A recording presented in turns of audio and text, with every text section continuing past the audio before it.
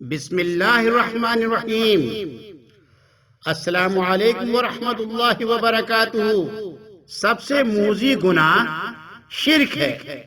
اللہ جل وعلا ہمیں شرک جیسے غلیظ اور گندے گناہ سے بچائے۔ اس عنوان سے ہمیں اس کی پوری تعلیم لینی چاہیے کہ ظاہری شرک اور خفی شرک ان سب سے ہم نے بچنا ہے۔ اللہ کے نبی صلی اللہ علیہ وسلم نے تعلیم فرمائی کہ رات کو سونے سے پہلے قل یا ایھا الکافرون کی سورت پڑھ کے سویا کریں۔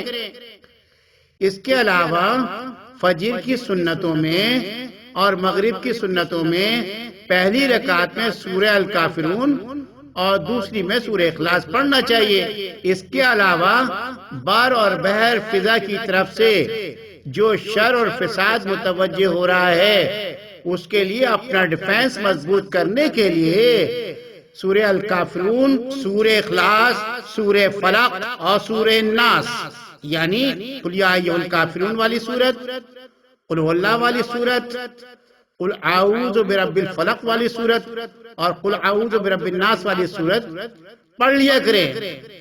صبح و شام اس کا اہتمام فرمائیے اور اپنے اوپر دم بھی کیجئے۔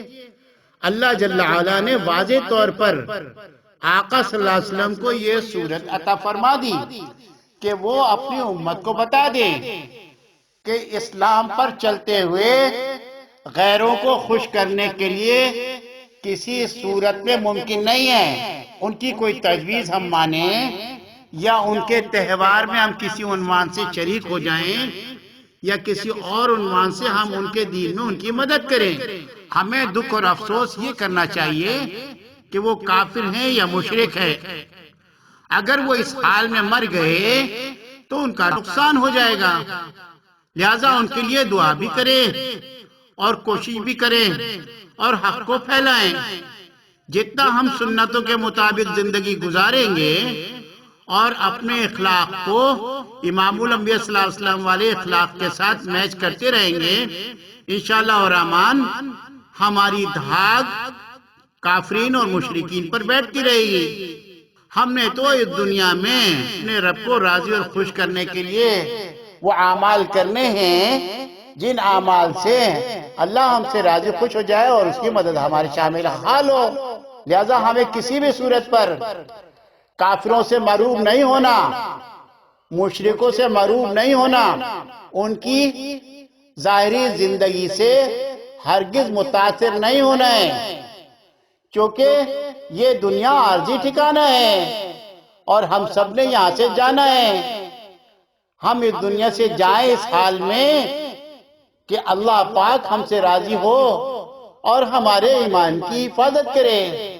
ہم مواعید مواعید وہ ہوتے ہیں جو اللہ کو وحدہ لا شریک مانتے ہیں اور اس پر جمے رہتے ہیں، اپنی ضروریات کے لیے اللہ ہی کو پکارتے ہیں اور اسی سے مدد مانگتے ہیں اور اس کو راضی اور خوش کر کے چلتے ہیں۔ جب ہم صاحب ایمان اور مضبوط متقی پرہیزگار بن کر اس دنیا سے جائیں گے، اللہ کو راضی خوش کر کے جائیں گے، تو پھر جس وقت روح نکلے گی تو سیدھا راحت، چین، سکون، آرام، عزت کے ٹھکانوں میں پہنچا دیے جائیں گے اور ہم کہیں گے شکر ہے کہ دنیا کی مشقتوں سے نکل کر آخرت کی راحتوں میں آ گئے ہیں، بس مزے آنے لگیں گے اور برزخی زندگی میں اللہ ہمارا وہ اکرام کرے گا کہ ہم اس کا تصور نہیں کر سکتے تھے۔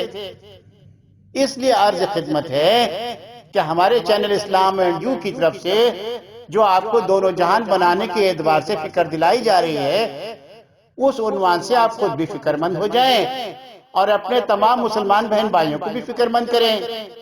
آقا صلی اللہ علیہ وسلم کی مبارک زندگی کو اپنی شخصیات کے اندر سموئیں، سجائیں تاکہ لوگ متوجہ ہوں اور حق کی طرف ان کا دھیان جم جائے اور وہ اپنی باطل اور مشرکانہ زندگی کو چھوڑ کر اسلام کی حقانیت کی طرف متوجہ ہو کر اور نیک والے بن جائیں، ایمان والے بن جائیں۔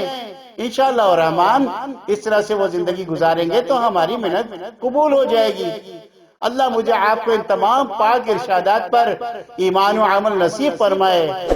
اسلام اینڈ یو چینل کو آپ سبسکرائب کیجئے، لائک کریں، شیئر کریں اور ہمیں اپنی دعاؤں میں یاد رکھیں گے۔